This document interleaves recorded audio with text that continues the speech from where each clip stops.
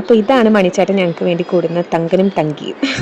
അങ്ങനെ ഞങ്ങളിതിനെ നോക്കിക്കൊണ്ടിരിക്കുന്ന സമയത്താണ് വിശപ്പിൻ്റെ വിളി വന്നത്. അങ്ങനെ സ്നാക്സ് ബോക്സ് തുറന്നു നോക്കിയപ്പോൾ കുറേ സ്നാക്സ് ഉണ്ട്, വേണ്ട വേണ്ട പറഞ്ഞ് മാറ്റി വെച്ചു. ഇനി വിശപ്പിൻ്റെ അങ്ങേയറ്റം വിളി വരുമ്പോൾ മാത്രമാണ് അതൊന്ന് തുറന്നു നോക്കി തിന്നുക. അങ്ങനെ ഞങ്ങൾ പഴയ റീലൊക്കെ കണ്ടുകൊണ്ടിരിക്കുകയായിരുന്നു. നല്ല റീച്ച് ഉണ്ട്, 200 വ്യൂസ് ഉണ്ട് ഭാഗ്യം. അങ്ങനെ ഞാൻ പുറത്തോട്ടൊന്ന് പോയി നോക്കി. ജനലിൻ്റെ ഓരത്ത് നിന്ന് കഴിഞ്ഞാൽ അവിടെ ഒരു വീട് കാണാം. അതിന് നേരെ മുന്നിൽ കുറേ കൃഷികളുണ്ട്. ഓരോ സീസണിൽ അവർ ഓരോ കൃഷിയാണ് ചെയ്യുന്നത്. അവിടെ നല്ല ഭംഗിയുള്ള ഒരു ചേട്ടനുണ്ട്. അപ്പോൾ ഞങ്ങൾ 6 പേര് അവിടേക്ക് ഇങ്ങനെ വായി നോക്കി നിൽക്കാറ് പതിവാണ്.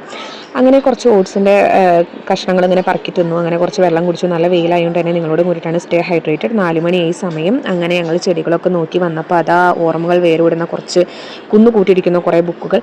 ഇതാണ് ഞങ്ങളുടെ ഗൈനക്കോളജി ഫയൽ. ഏറ്റവും കൂടുതൽ ടഫ് ഈ ഫയൽ കംപ്ലീറ്റ് ചെയ്യാനാണ്. 4th ഇയറിൽ നിറയെ ഫയൽ വരുന്നതുകൊണ്ട് തന്നെ ആൻറ്റിനെറ്റൽ അസസ്മെൻറ്റ്, പോസ്റ്റ് നെറ്റൽ അസസ്മെൻറ്റ് പറഞ്ഞ് എഴുതി കൂട്ടി, അങ്ങനെ കെയർ പ്ലാനൊക്കെ എഴുതി കൂട്ടി കുറേ ഫയലുണ്ട്.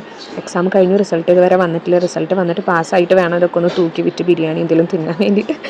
അങ്ങനെ ഞാൻ ഈ ഫയലൊക്കെ ഒന്ന് മറിച്ച് നോക്കി. കുറേ എഴുതാനുണ്ട്. എക്സാമിനേക്കാൾ ഒരുപാട് ടഫ് തോന്നി എഴുതി കൂട്ടലാണ്. It's very difficult. ആൻഡ് റൂമിൽ നിറയെ തുണികളാണ്. ഡ്യൂട്ടി ആയതുകൊണ്ടൊന്നും മടക്കി വെക്കാനുള്ളൊരു സമയം കിട്ടാറില്ല. അപ്പോൾ ശരി ഗായ്സ്, ബൈ. അടുത്ത വീഡിയോയിൽ കാണാം. ബൈ.